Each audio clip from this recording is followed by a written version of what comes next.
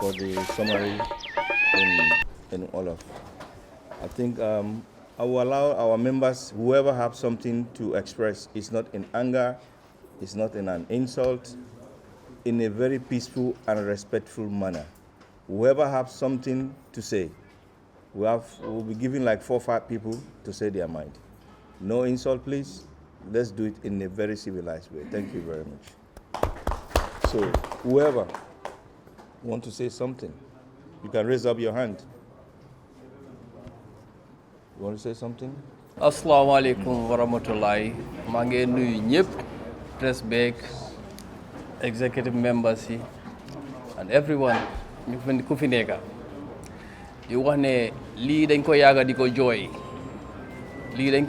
jooy te liggéey bi nekk di liggéey foog naa ku nekk umput kenn si dëkk bi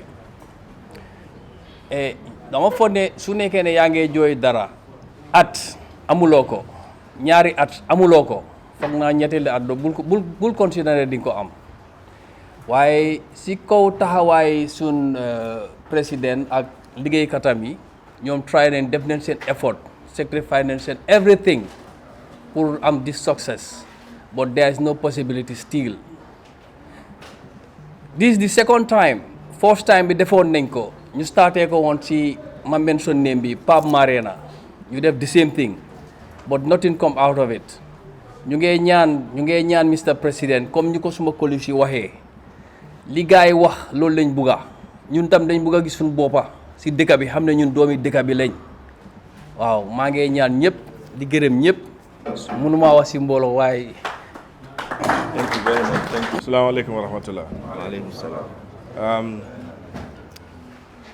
Dinañ ko jaxase nag si olof si anglais ak loolu noonu lu ñëw suñ may rek ko recap la comme lu gars yi jot a wax fii nii ñu ngeen ñaan fii benn mbir bu nga xam ne government amut laan gis nga laan allocation laan du ñoo wax ni yëpp Gambie ni ñun ñoo ko moom nguur gi dafa am nu mu nekk di doxee and then we have to say it fii amul ragal nañ wax mu jeex ñoom seen associates lañ nekk di jël di leen jox ay lands if they do that next minute ñooñu lu nekk di jël lands yi di ko jaayat ay investors allocation lands yi is just $50,000 nga fay ko nga am sa këyit Barrow ak association they will give it to the individual ñooñu dañ ko dem jaay ay 33 million we have mu ngi xew fii ñu ngi xam lu xew lands yi nag allocation lands yi along the highway it belongs to the Gambian people gis nga ñi amuñ ñu ñoo joxe press conference bi nag is just pour wane lii ñun we have the means we have the power xaalis am nañ ko mbooloo am nañ ko lii nag mooy nekk di last one bu nga xam ne dañ ko def press conference su ñoo génnaat dañoo protest te loolu we are going direct to the ministry xam nga problème bi Gambia lan la the right people are not in the right places lii mooy problème bi we have ministerial problem from the top to down nañu wax dëgg bi benn yoon mu jeex xeex bi nag dafa doy na ñëpp delloowaat seen xel ñaanaat nañ jeex na suñ génnaatee du nee laan si nii nag lu ma wax mooy ne ñun ñoo ko moom ñun Gambie ni ñoo ko moom mënuloo nekk sa place for 12 good years wala more than that nga jékki-jékki ñuy ñëw ñu ne dañ la faa génne jox ko keneen as a foreigner ñun ñoo ko war a bañ ñun Gambie ñun doomi réew la ñun loolu dañ koo bañ denouncing setback si loolu si la bokk during the OIC amoon nañ press conference di ko organise ministre bi toon ko down waxoon naa leen ne buñ ko nangu loolu moo ñu indiwaat fii nii tey soo dafa am ñu nga xam ne neexut ci xol ñun Gambien leen PRO wax na ko fii nii ñun suñ téye suñ loxo salaire duñ ko fay government na xam loolu ñun suñ téye suñ loxo GRA seen 1 billion bu gaa di baaxoo ne duñ ko am te ñun nag xeex bi yëpp loolu la ne ko dañoo génne di tas di def le dañoo téye suñ loxo government dafa suuf because salary duñ ko fay and then ñun xam nañ li ñoo def lii nag yëpp waxtaan ak nit ñi la rek so once again this is a peaceful one we are urging government We know what they do. We know everything what is going on. You will see a Gambian who occupied his own places for more than 12 good years. They will deny you the allocation. All this allocation along the line on the roads that you see. If you are not on top there, you will not have it. They will give it to you and then you go and resell it to investors. You will just have it for a 50,000. Next minute, before you know what's going on, they will resell it for 33 million and so on. It goes on. This is what exactly we are facing. Okay, we welcome the idea to have our own place. Like we even give it a name as a car city. But government does not have that. They don't have the land. We have been knocking their doors for 1 year. 3 years. 3 years now. Still we don't have the land. And then they are taking the lands that belongs to us, that is along the highway. Government, they don't have the power. Let's just say that, no, they don't have the power. What I mean, like, they don't have the power is like, anything that you see, there is a way how it goes. People are being forcefully taken out of their places without a court order.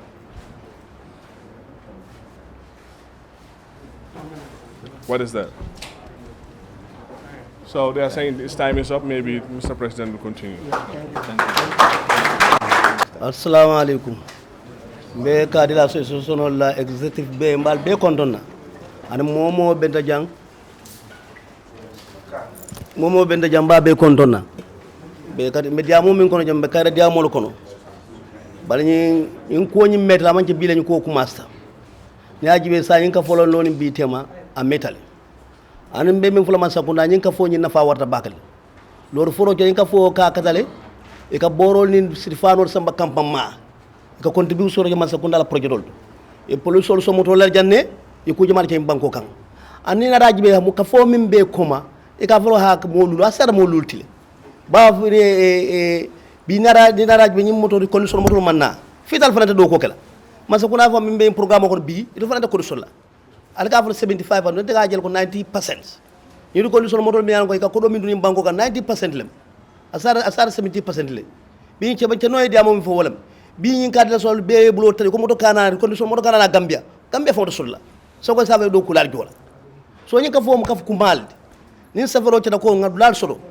e ngadula do solo ka fo la ko do dajje o ko do fo man se ka fo la bi ka fo la ko do labe do ku dala subli ci minala ta zero mu da ko safaro ci da e kana e ko e ci do mi folo dula do mi folo e ko social security la jana o framanta e kana mu labe mi ko mo la mangasino mo do wafla sa mangasino to kabo jangada dunya dawo da kabrin jam fo jaman america mo do wafla ka tan sulul kan ni mol tamde nya sey ba sen rifon lam bari ko mo sama nyama ko do sto kono wala mala biso so e fa ha ada yamma ko en dibe diamal ka pression fo bara adama baro ni la mo al gamme kadi la association ali ma koy ale place do france wafro ci ji banku dum wol lem e be do ko wala e mo le ta do ko la kadi la association min ba ko ni la mo wi wulol lem ñu be gele dimbal sutura ko mal sanitaire wala do ko tiñani ka na mo la joy ka taxi la joy modol fo mbedu lamido KMC ni karo fare ka jole sa lami wo nyaba safaro cere iko allocation ni ya safe 50000 ya jo yelo dula so je sa ya na je kadi modol la ni mi fo lam to nyaata fo so to nya fo no aka wafile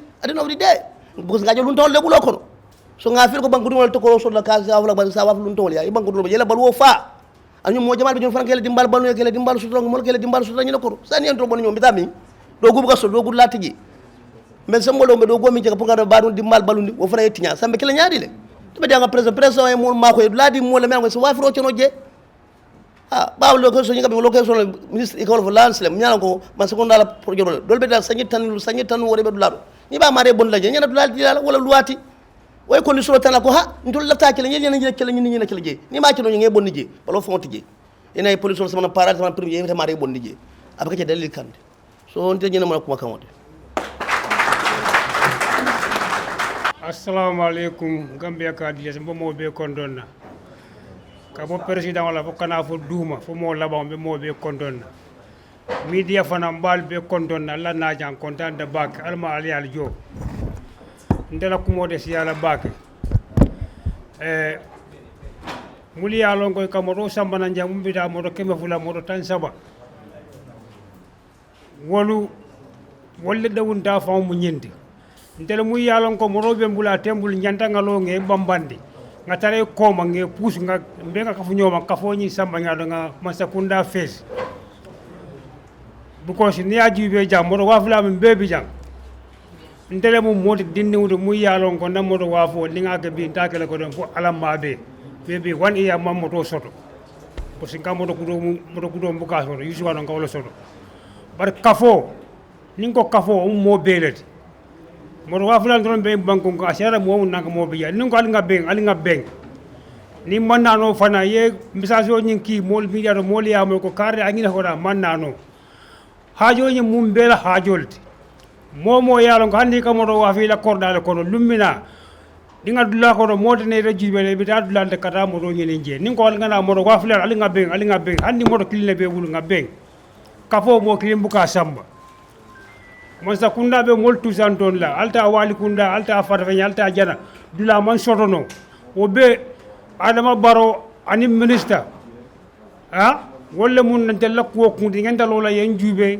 yemma ko pour nim police le tara ñoo police le wado be la do ko wala ni bi tara do han silo kay kam rol si gajere ni ma pledo be ko na kunu ko don tara ma flo ya ko ka johnson ken ne ndara do ban kay ko na ko ha ne pa kay ko fo ya nyaale mata ital damu jante nan ma pledo ni ma mbur ni kay ko be baro fongale ko le fongo nyaala atata ya murundi hal kana pa ga kay ko be pa ga jande o be mu sonkol te mu yalon ka manyang nin dula be mbuldoro si katake nga ñoo ma ko nga dula soto do ka fo be kondona wala mun dala ko mo ala baraka bismillahir rahmanir rahim assalamu alaikum wa rahmatullahi ta'ala wa barakatuh alhamdulillahi rabbil alamin alhamdulillahi rabbil alamin alhamdulillahi rabbil alamin li tax ñu sant yàlla mooy tey am nañ doole jaaykati moto yu Gambie am nañ doole ndax tey suñ mën a organise comme lu mel nii ngir ñu nekk ci front line bee tax suñ amutoon ñii tey duñ mën a taxawal lii tey suñ amee lu ñu naxaar yi ñu mën a taxaw mun koo jooy am na fu ñu ko jooyee su nekkutoon united benn du mën a jooy suñ problème man tuuti rek laa am loo xam ne laa bëgg a waxtaan ñu oj ko ci government bi ñun ñooy government ñun ay doomam leen nañ ñu consider place yi ñuy joxe nañuy jox place boo xam ne ku ñëw dina xam ne dëkk bi fii jaaykaay moto la there are many places yoo xam ne is good for Gambian car dealers waaye am na fu ñu bëggee ne ñu jox laan rek laan te laan bu ñuy jox du nekk fu baax amul njëriñ dafa mel ni dañoo jël sànni ñu rek amul njëriñ lu am solo mooy nañuy jox foo xam ne ëllëg ku fi ñëw Gambia dina happy with that because tam ñun ñoo war a rafetal dëkk bi moto yu rafet yëpp suñ ko jigee teg ko ci kaw tali bi mu nekk organise ko ba mu nice anybody coming to Gambia dafa wax ne ok Gambia is nice Gambia bu njëkk fii moo nekkoon centre bi ñëpp fi leen jëndee moto Bissau fi leen jëndee moto Sénégal fi leen jëndee moto everybody is buying moto here why but right now ñu ngi am problème ba kenn ñëwatul fii lan moo indi loolu war nañu xool lu tax loolu what caused that and dëggun Gambien si nga xam ne ñooy jaay moto fu ñu leen war a jox nañ ñu ko jox ñun ñoo ko moom ñu ngi we are paying revenue well nañu jàppale nañ am allocaté ñu place boo xam ne ñun ñoo ko moom ñu defar ko ba mu correct ñu ñëpp ñu mu faa nekk jaay suñu moto waaye every time ñu ne ñu tey fii ëllëg ñu ne fële it's not normal we are tired every time ñu ngi tired ñu ngi sona neen léegi li ma doon ñaan mooy government bi Adama Barrow président of the Republic ñu lay ñaan nga may ñu utal ñu place boo xam ne dañ fa mun a toog ñun ñëpp ak suñu njaboot ñun ñëpp ñun faa sutorlu parce que amatuñ place tey ñu nekk fii ëllëg yaa ngi fële problème yi bari na loolu la laa amoon li ma suma kàddu li ma si doon wax jërë ngeen jëf. asalaamaaleykum wa rahmatullahi taala wa barakaatu Gambia Kadilas ak Gambia yëpp ma ngeen yëpp bon dama wax ngeen mbaala ma ka Paul laa bëgg a lakk man Paul la waaw nga def ko si Paul ba pare bu mu passé 2 minutes ok man la Mohamed Ba man tam si min kadi ko Mohamed Ba mi wiyete miɗo tawa e yeeyoɓe auto ji Gambia ɗo kono minen meɗen mari probléme moƴƴano Gambia ɗo fi minen wonɓe yeeyde auto ji ɗum wan min ko Bouba zone mi wonno mi heeɓi ɗon probléme ha sono kala ɗareɓe paaka auto am ɓe naɓa KMC mi yaha mi yoɓa auto goto ɓe 2500 ɗum fof ko angal placé hoore am min miɗon mi yeehi sukta trafic light ɓe ari gollugol laawol ngol ɓe ittilan ɗon mi yeehi Jalamba waɗi lan damit ha fen ɗo ni min mi ala fayda boniran business o ok ɗum fof ko angal place joni noon minen komin toroto government on yoɓe wallu men fi allah menen kadi min heɓa place mo annduɗa ko ɗon min wawata pakude auto amin ɗin min wawa heedi ke yeesoɓe amen ɓen ɓe darike ha min heeɓi place min dépensi toon ko yata $500,000 ɓe ari kadi ɓe okki men doole ɓe itti men toon sa daari hande Gambia ɗo gommene ta inni ɓe ala gollude hiɓe gollude kono ɓe foti darude ɓe menen ɓeɗen jogui sengo économie Gambia hande sa daari 90% e nder ko woni nadde ko government taxe menen yeeyoɓe motoji ɗi meɗen tawa e mum bon noon joni Adama Barrow e yimɓe makko ɓen ɓe foti menen kadi accude hakkille ɓe wallitomen menen kadi min heɓa place ko annduɗa ko ɗon min wawata wurnude ɓe guuramen mi wurna ɓe waltoɓe menen no woodi hunde heewi komin watta Gambia ɗo yimɓe ɓe ganda yeeyi e bowol meɗen gollude ɗum wallugo yimɓe ɓe heɓa ndiyan koɓe yara meɗen gollude juulirɗe ɗum fof men wawa tarde min inna government no meɗen wadde kono meɗen wadde ko ɗum no waɗi so meɗen wolde ɗo hannde ko fii Allah men woni waɗirde kono so tawi men wooli ɗo ko fii tun fii yo kamɓe kadi ɓe anndu men e nafa men on no heewi ɗo haray ko ɗum woni toon ko min Mouhamed Ba mi arno ɗo fii tun hollitugo ɗum jam assalamu aleykum assalamu aleykum maa ngi nuyu mbooloo wi man maa ngi tudd Ibrahima Traoré kaddi la nekk xale bu ndaw. We would start by welcoming the journalists and saying thank you for being able to make the time today to attend the press conference of the Gambia Car Dealers Association. With that, I will also say a very big thank you to the executive of the Gambia Car Dealers and everybody else who have contributed immensely to make this occasion a possibility. We will also recognize the general members of the car dealers who are also present here today. Everybody knows that it's not an easy moment for them because of the road clearing that is happening, targeting the car dealers in particular. And then we will also acknowledge the speakers that have just passed, expressing their dissatisfaction with government and everything that it involves. The Gambia Car Dealers Association have been inaugurated 2 to 3 years ago, which we did at Seaview in the presence of some government dignitaries who were present at this event, including the boss of GRA, some ministers, and then most of the business people, in particular with the car dealers themselves. When this inauguration happened at the Seaview, it was a very nice gesture. Everybody welcomed the idea. The car dealers were happy to at least have one voice, which was definitely the target, so that having a platform would be easy for both of us. We did the inauguration. On that particular day, after saying our aims and objectives and everything, we even did some donations there that day. The donations that we did came out of our pockets, the Gambian car dealers. That same day, we make some donations to government, which goes into police, which they even use at mobile traffic, if I can fully remember. We gave them a 4-wheel drive, which the car dealers themselves bought from their own hard-earned money. We made another donation that went to Tanka Tanka. Among these donations that we made that time was close to $1 million, because we thought that the government, like some of our speakers says, we are the government. We support each other because ñoom ñi nga xam ne ñoo nekk si njiit bi wala si boppi nguur gi ñoom ñoo ñu njaboote ñun ñi nga xam ne ñun ñoo nekk si seen ron. There is nothing like a competition.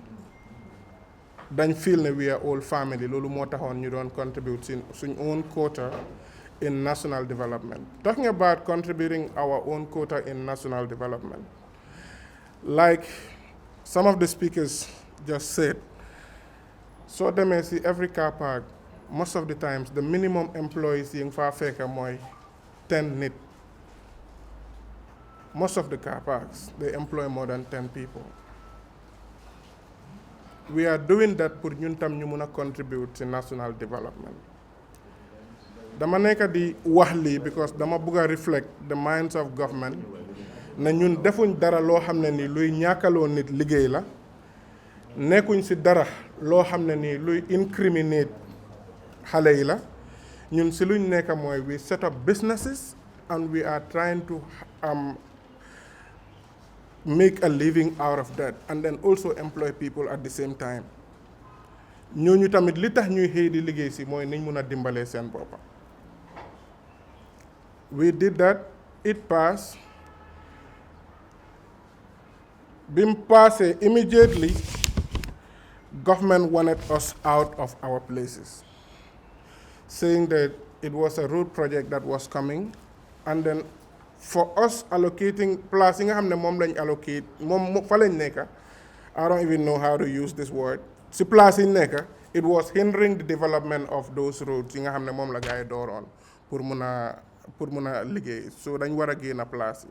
Then we came to realize ne place yi nga xam ne ñu fa doon génnee was not in fact ne mbiri tali bi rek la, waaye most of those places were already given out.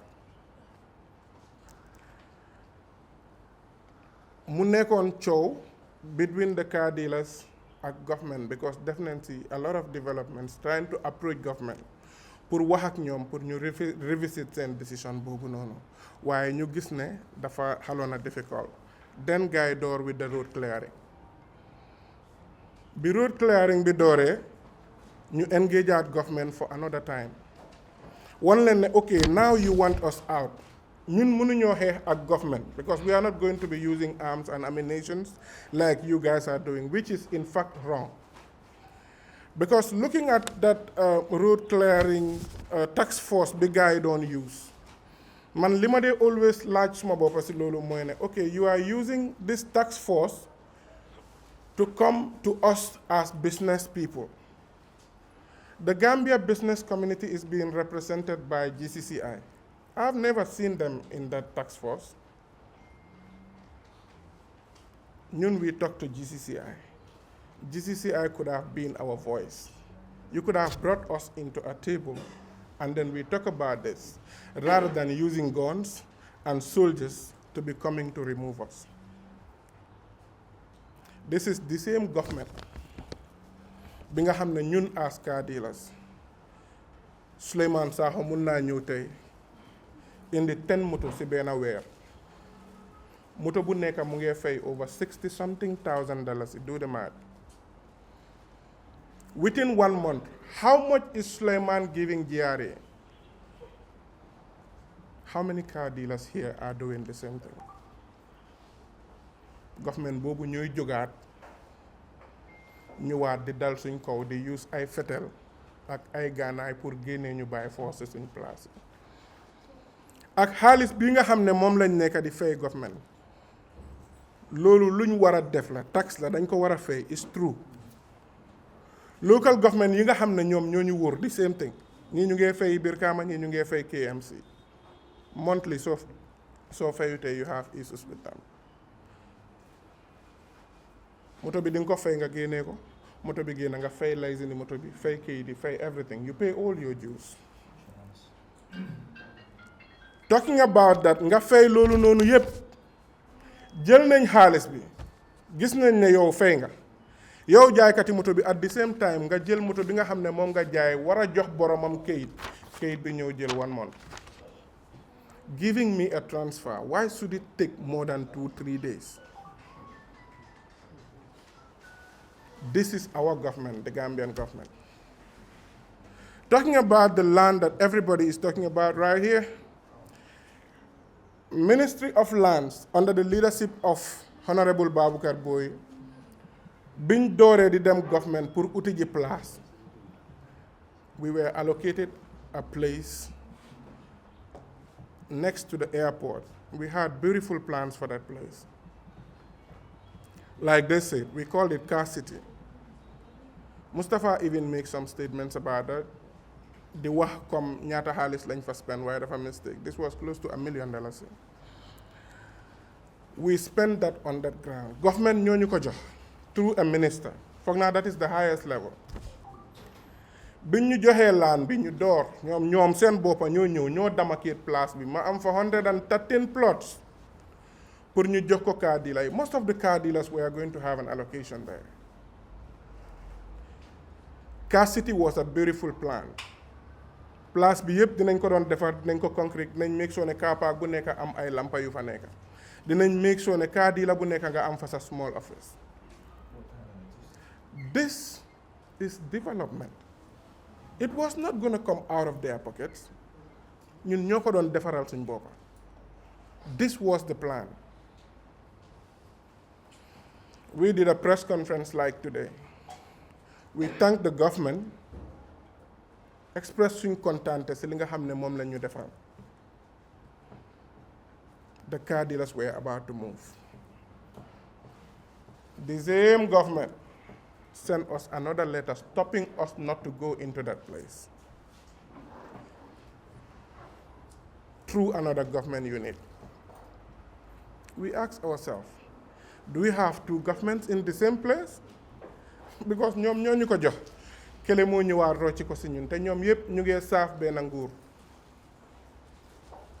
They promised ne dinañ ñu jox beneen place. We started working on that. Si kaw loolu tax force bi ñëwaat pour dalaat suñ kaw. Dëgg la, the argument that I used to hear from government most of the times mooy place yi ngeen nekk moomu leen ko place yi nguur la. waaye man su ma ñëwoon Souleymane mu abal ma néeg benn government bi la ñëw wax ba léegi luwaa yi nga xam ne moo nekk ñun ci seen nguur gi Souleymane jël na néeg mu jox ma ko pour ne daf ma ko abal waaye luwaa bi moo mayut Souleymane abal na ma néeg ba ma fa dëkka am fa njaboot wala dëkka fa ba nga xam ne setul naa mu ñëwaat ne ma damaa génn tey Souleymane dafa dem need pour uti notice ci code bi ñëw jox ma ne within 1 to 3 months foog naa da nga war a génn place bi nga dem within that short time yow di nga mun a uti place. Li tax ma jël loolu noonu as example mooy I am 100% aware ne our car dealers here none of them were notified ne dañ la binda ne la dañ la wax ne tey da ngaa génn wala next 2-3 months di nga génn sa place su nekkee ne am na rek na boromam taxaw wax ma ne ma loolu am na. amuñ notification boobu noonu the only notification biñ am mooy recently te dinaa si ñëw te loolu sax lim ñu wax mooy nañ génn boobu suñ ko defee am na place bu gars yi wax ne moom lañ ñu jox temporarily pour ñu dem dugga foofu noonu ak suñ moto yi and notice bi mu ñëwee dañ nañu start that day. This is very difficult and it's a very difficult situation for all the car dealers right now. We have been pushed to a corner. Biñ waxi decision bii nii pour am press conference bii nii ñu bëri dañ mer waaye comme ñun dañu def leader waaye terewut we have a legal team for this association amul dara loo xam ne dinañ ko def te siguñ si legal advice ñu lacce lan lañ war a def ak naka lañ ko war a defee waaye konoon mënoon naa gën a tànga comme bés bi nga xam ne bu mel ni tey la waaye comme tey mooy the first day ñu génn pour wax ak government si lu mel nii liñ mun a def mooy li nga xam ne most of the members ñu ngi koo def liñ ñu advice pour ñu def mooy ñu ne leen let them revisit those decisions yi nga xam ne jël nañ ko pour dal si kaw nit ñi ñu toog ñu seet ni ñoo mën a amee a tête-à-tête ak ñoom waxtaan ak ñoom for the development of the Gambia car dealers te du nekk loo xam ne is using force. We 100% condemn using force on government business people. ñun we are businessmen, we are not politicians. amuñ interest ci seen place ñun liñ am interest mooy dañ bugg a xëy dem liggéey suñ fa jógee ñu dem ñibbi.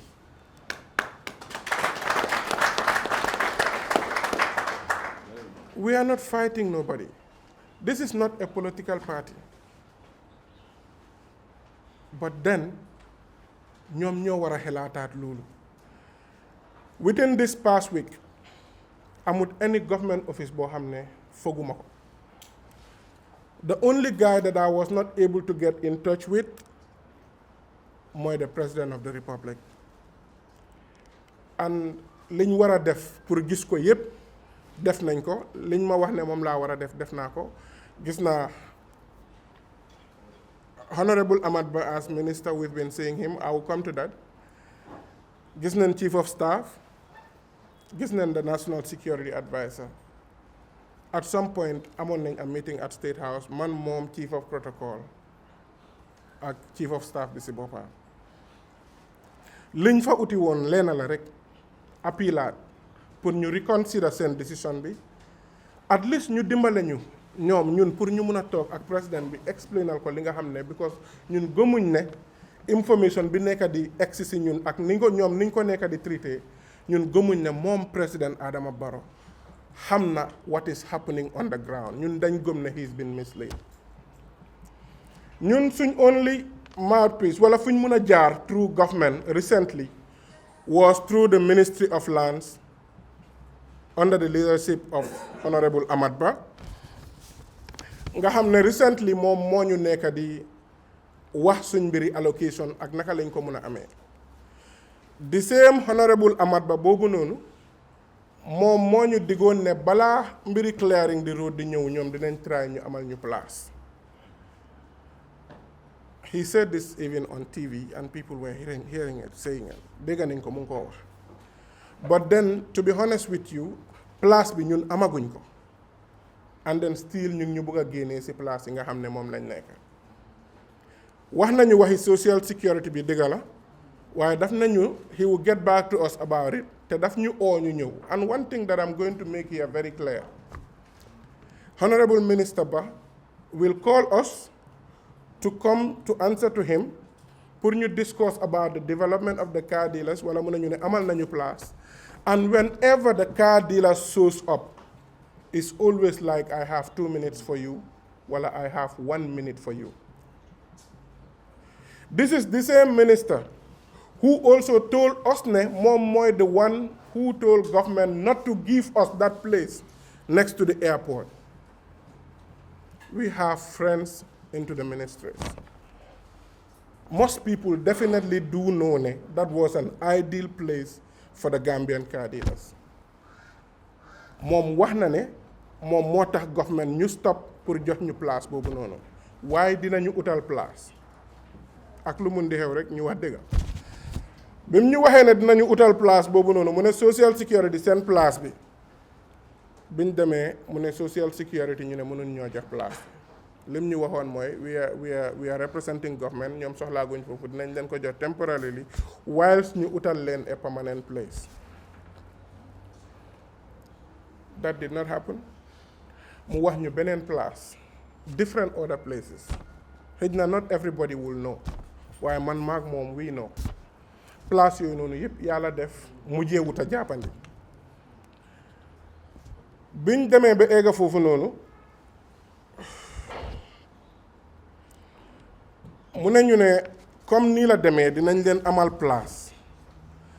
Place bi mooy fii moto soldaar yi dee nekk seen garage bi nekk si gannaaw nawek bi. Jokingly he said ne waaye ay soldaar a fa nekk. Waaye place bi yéen leen koo jox. ñoom moom place bi. You guys will be here temporarily ba government ñu amal leen place.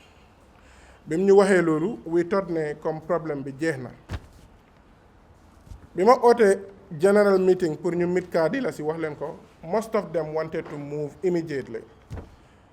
While the advice that we have from the legal team, you are not getting into a place without a document. At least di nga am kayit bu wax ne ñoom ñoo la allocate place yi soldaar yi pour nga nekk fa. Because biñ demee foofu noonu man li ma mun a witness mooy ne some of the soldiers there were even asking questions to the honorable minister. So mu ne leen ne moom li moo decision am bi was not from him but from up there. Lynn came to realize about that whole issue was soldaar yi they were going to be there duñ doon génna ba pare soldats yi seen bagages yi ñu ngi si place boobu noonu di nga fa fekk ay moto di nga fa fekk ay hélicoptère di nga fa fekk different stuff. He promised us ne dinañ doon clear place bi bim ñu waxee loolu noonu ñu dem si place bi gis ne ñax yi nekkoon si digga bi foofu rek lañ am luñ jot a dog waaye clearing the place like ne dinañ pack ñoom seen bagage yëpp in one corner wala dara, that did not end up happening. He came on that particular day bi ma call was 7 si suba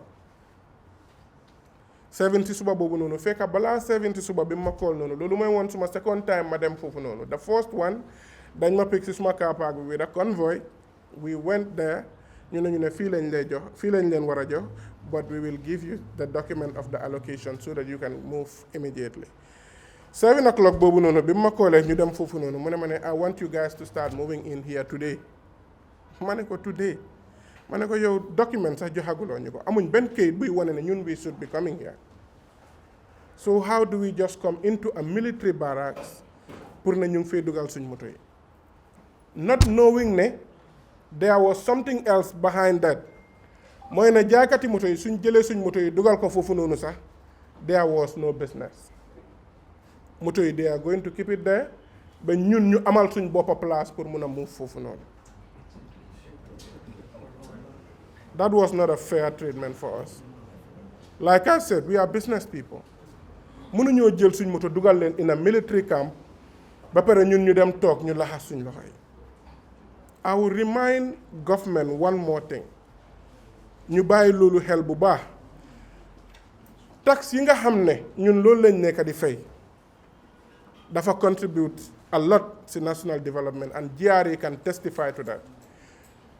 Billions yi ñoo dégg mu ngi dugga GRA car dealers yi dañ si contribute immensely.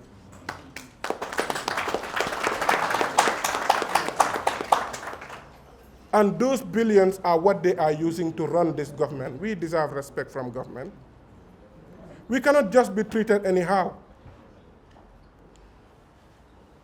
Billy Hewe, you know, now they are ready because man ci li ma gis mooy ne mer la dama leen nekk di dimbale pour ngeen ñëw waaye it seems ne yéen bëggu leen help. li tax ñu ne dëgga dañ bëgg a gis président bi mooy ne ñun dañ gëm ne he is not being informed ñun si ban situation lañ nekk, or he is been misled wala nga xam ne xamut ci lan lañ nekk. I don't think it should be difficult pour ñu toog ak suñ président ñu explainal ko si situation bi nga xam ne moom lañ nekk. We've been treated unfairly. dañu génne si place yi nga xam ne moom leen nekkoon. Most of this place you find a car dealer there mu ne la place bi maa ngi fi over 20 years. soo nekkee si place for 12 years am nga right sax pour moom place just 12 years. dangaa toog nit pull up in a Range Rover ñëw taxaw ne la man maa moom place. yeneen détails yi du ma si egga du ma wax waxi fori na du ma wax waxi dara but lii mooy lii xew. nit pull up ne la man maa moom place boo xam ne nekk nga fa over almost 20 ñii 20 something years. And the places that you are trying to remove us from, most of them, the matter is already before the courts. Or is it that history is repeating itself? Because we've seen cases in that situation, boo xam ne seen borom yi dem nañ ak government court. I've seen the case of Nena Frida Gomez. Recently, we've seen another case that was won by KMC. am na yenn détails yoo xam ne bëgguñ cee eega ñun bëgguñoo dem into confrontation with government. We have explored all the avenues and we are still trying. bëgguñ lii mu eega fenn foo xam ne nii dinañ ne lii de mënoon naa bañ a ñàkk. ñun as association ñu ngi def everything possible to have a dialogue ba ñu ñoo génna place bu ma moomuma ko ba ñu maa génna, but we can do this in a nice way. We are hereby appealing to government again for them to reconsider their decision, invite the car dealers, and then we are referring to the President, His Excellency President Adama Barrow. Ñu ngi laa ñaanaat beneen yoon nga dalal car dealers yi nga déglu leen ñu won la seen naxar bañu ñoo génn si place yi place boo xam ne nit moo ko moom ñun moomuñ ko amuñ fa kayit we are definitely going out but dafa métti torop nga fekka nit mu ngi paak si car parkam moto yoo xam ne ñu ngi jar ay millions of dollars you towing it anyhow putting it on a tow truck mun nga koo yaaxal motoom bi di nga yaaxa transmission mun ngaa yaaxa machine anything is possible and government is not paying us back lii dafa métti bugguñ puusante bi gën a passé lii because bugguñ lii mu passé fi ñu nekk nii right now bugguñoo am any form of confrontation with government. We are a business community. We are not politicians. I'm repeating this. ñun dañoo liggéey suñ paree liñ lu ndaw liñ am moom la ñoo yóbbu pour dundal suñ njaboot yi amuñ interest politique ku ko am is your own personal view lii is an association so wax ji dem na ñëw na yëpp mooy dañ bëgg a government ñu reconsider seen décision bi ba pare tamit anybody koo xam ne ni is close to his excellency the president ñu ngi ñaanaat beneen yoon bëgg nañ koo gis pour ñu mun a conclude with this matter professionally and not with violence lii ñu ngi koo ñaan balaa ñoo gën a tardeel nit ñi ñu wax leen beneen yoon jërëjëf journalists yi ñu ngi fi xam naa ne maybe they will have few questions to ask we will listen to them and before keeping the people because ñëpp ñu ngi am seen business yi te most of their places have been destabilized already so people need to get back to work ñu mën a handle seen business yi immensely jërëjëf thank you very much Daura journalist question and answer